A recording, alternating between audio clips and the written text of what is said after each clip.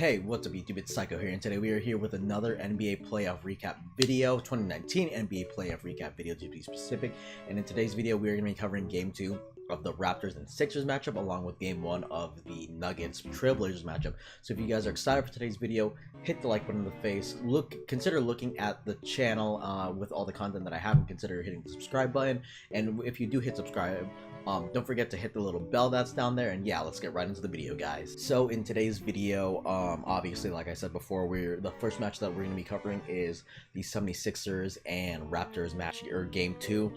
And in this game, Jimmy Butler went off for 30. It was kind of just like, he was a little unguardable, or at least that's what I pretty much saw. He was the guy that was pretty much scoring for Philadelphia. He only shot 40%, but I mean, it's decent compared to basically everyone else besides Ben Simmons, who only attempted 6 shots, by the way. But I will say Joel Embiid did play, despite the fact that he did have like the stomach flu. It was like gastroenteritis or something like that. He still did play, which surprised me.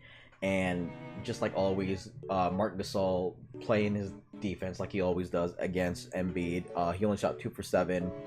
He did make 8 free throws though, and he was pretty much 0 for 3 from 3-point range. JJ Redick also sort of did not shoot well from 3. He only had 11 points. He was only 2 for 8 from 3, which I mean is good because that's what the Raptors are trying to focus on, because of the fact that the Sixers don't have a lot of 3-point shooting, and the main 3-point shooter on that team is JJ Redick, so they have to do whatever they can to pretty much stop him. The Sixers did play a lot of James Ennis. He played the most minutes out of everyone on the bench. He was 4 for 10, 40%, and he was 2 for 6 from 3, which I mean is 33%. It's not bad, but the Sixers need to have a lot of depth in terms of shooting if they want to win this series, which they did win this game, surprisingly. Kawhi did go off for 35 points. He was 13 for 24, so he shot 54%. Pascal Siakam did his thing. He had 21, but he did shoot pretty bad. It was 9 for 25. Gasol, I mean, honestly, with Gasol, I don't really see him. I mean, yeah, he does score the ball. He can score the ball, but I see him more trying to stop Joel Embiid, which is one of the biggest things that the Raptors should do, because with Ben Simmons not shooting the 3, and with JJ Redick being covered by Danny Green, all they really do need to do is stop Joel Embiid, because Kawhi Leonard can stop pretty much almost everyone. He can stop Ben Simmons. Well, I mean, Ben Simmons you don't even really have to guard until you get into the paint. So Kawhi Leonard is pretty much there to, I think he was on Tobias Harris a lot of the time. When I was watching the game, I was loosely watching the game because I actually had a class. Yeah, I know I shouldn't be watching a basketball game in a class, but I did it just because I wanted to see what was going on. And the Sixers, not the Sixers, but the Raptors had a few chances actually late in the fourth where they could have taken the lead. But I feel like they turned over the ball, and they also just they didn't give Danny Green the ball, which Danny Green, he shoots like 45% from 3, and yeah, he did make 1 3, but I feel like they should have given him more opportunities, because I think he had 2 more wide open looks that could have changed the outcome of the game. But yeah, honestly, I think that this series is probably going to go 6 in the favor of the Raptors. This is the one game that Philadelphia did need though. Game 3 will really decide how well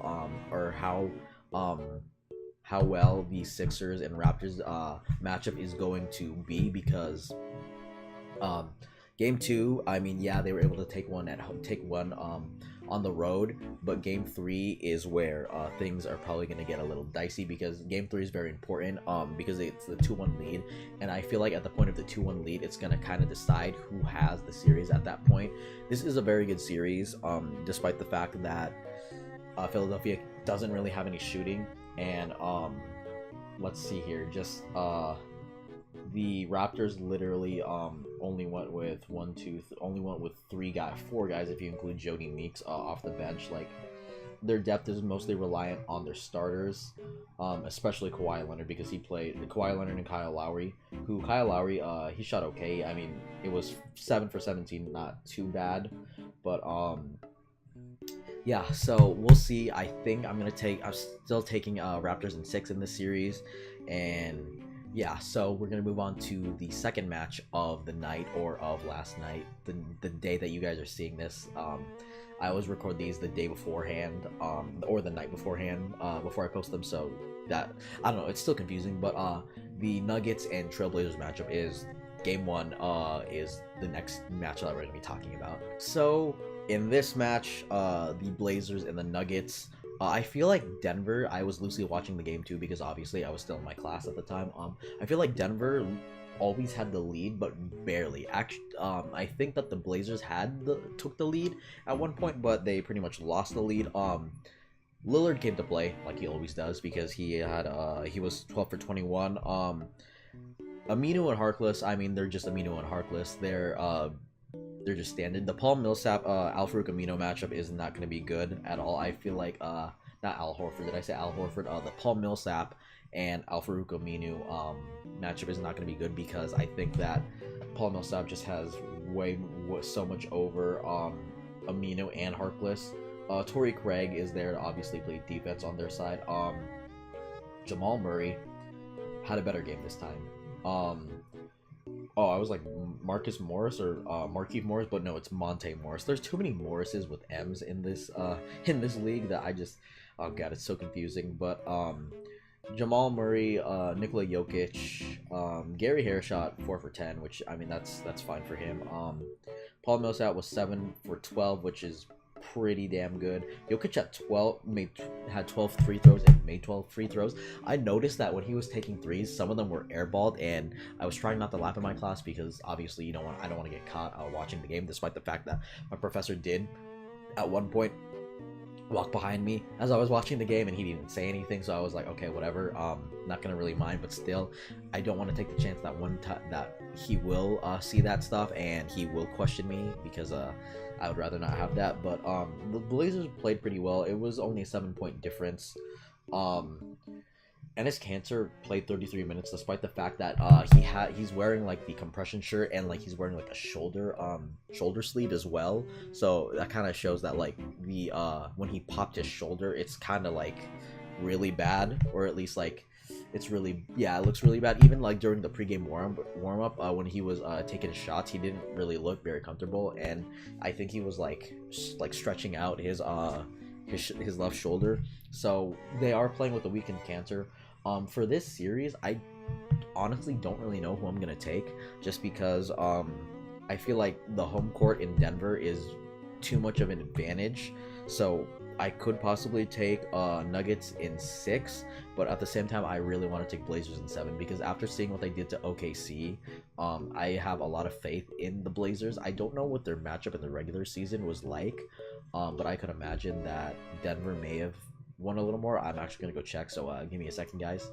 Okay, so I actually saw the record between Denver and the Blazers, and the Blazers only won 1 of the 4 matchups that they had throughout the regular season. So I don't really know about this anymore.